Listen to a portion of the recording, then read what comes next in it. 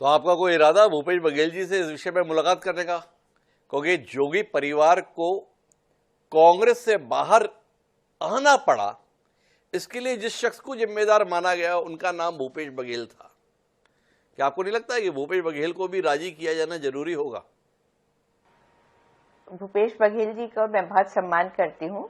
मुख्यमंत्री थे तब मैं विधायक थी और उनसे कई बार औपचारिक भेंट भी हुई, अपनी मांगे रखी, उन्होंने पूरी भी की। तो मैं समझती हूँ कि उनके मन में भी मेरे प्रति वही भाव होगा।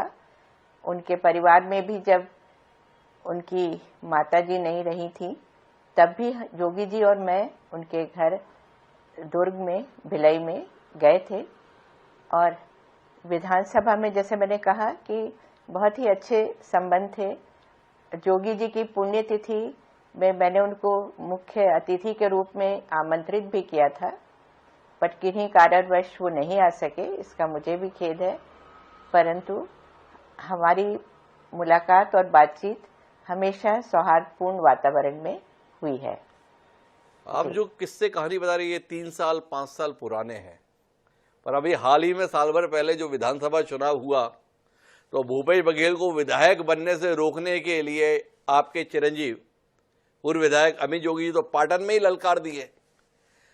आपको नहीं लगता है भूपेश जी भूले ना होंगे? अब ये मैं कारण नहीं बता सकती कि अमित क्यों मेरी जानकारी में नहीं था। मैं अपने चुनाव क्षेत्र में व्यस्त थी और उसने ये कदम उठाया जो सच में दुर्भाग्यपूर्ण था।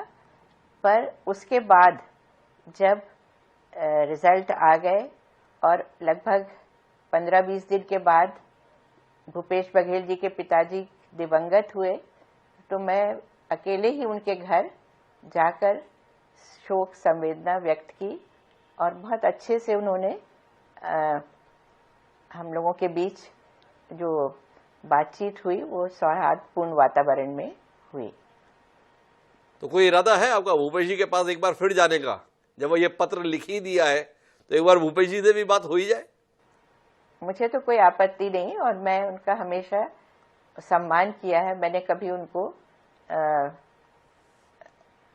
मैंने आपत्ति थोड़ी पूछी मैडम, मैंने तो आपकी योजना पूछी है। कोई इरादा है आपका और अमित जी का भूपेश बघेल जी से मुलाकात करने का, राष्ट्रीय अध्यक्ष और प्रदेश अध्यक्ष के रूप में पूर्व मुख्यमंत्री के साथ संवाद करने का?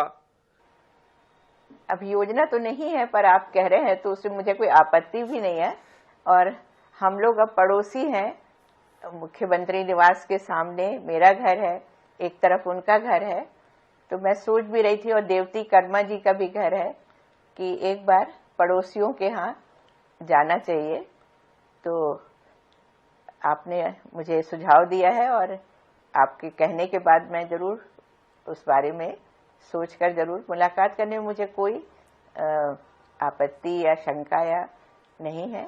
असल में लोग आपकी इसी शालीनता के और सज्जनता के कायल हैं। मैंने तो सवाल किया, आपने उसको सुझाव की शक्ल में अंगीकार कर लिया।